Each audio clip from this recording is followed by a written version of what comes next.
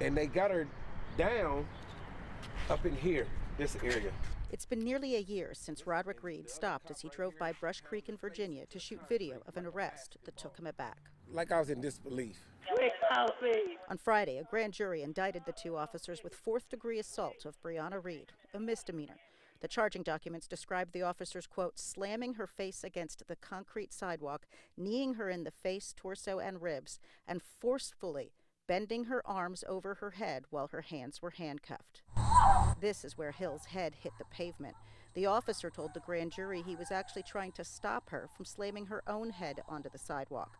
The Fraternal Order of Police says a department investigation determined Hill, quote, purposefully struck her head against the concrete, and that the officer's subsequent actions of controlling her head prevented the arrestee from doing further harm to herself. And they took her arms and started bending them all the way up. This is where that happened. A grand jury affidavit notes she was handcuffed and, quote, the footage shows no apparent movement from Ms. Hill.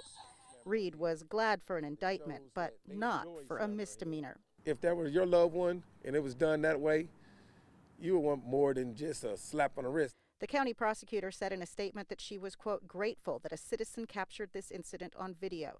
But a municipal court judge found Reed guilty of, quote, failure to obey a lawful order. I ain't interfering, I'm recording. Yeah, so am I.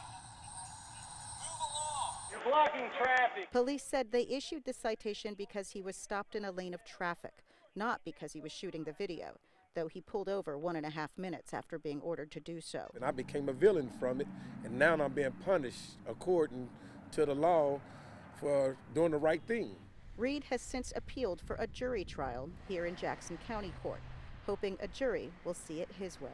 That they will see and understand the reason why I didn't obey their orders, because the crime was being committed. Because I would do it again and again and again if something was that occurred in front of me.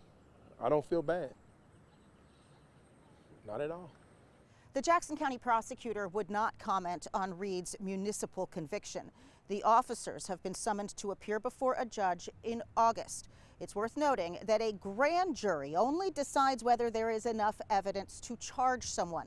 They are not the same kind of jury that would convict someone. And the officer's attorney says they believe they will ultimately be exonerated. Betsy Webster, KCTV 5 News.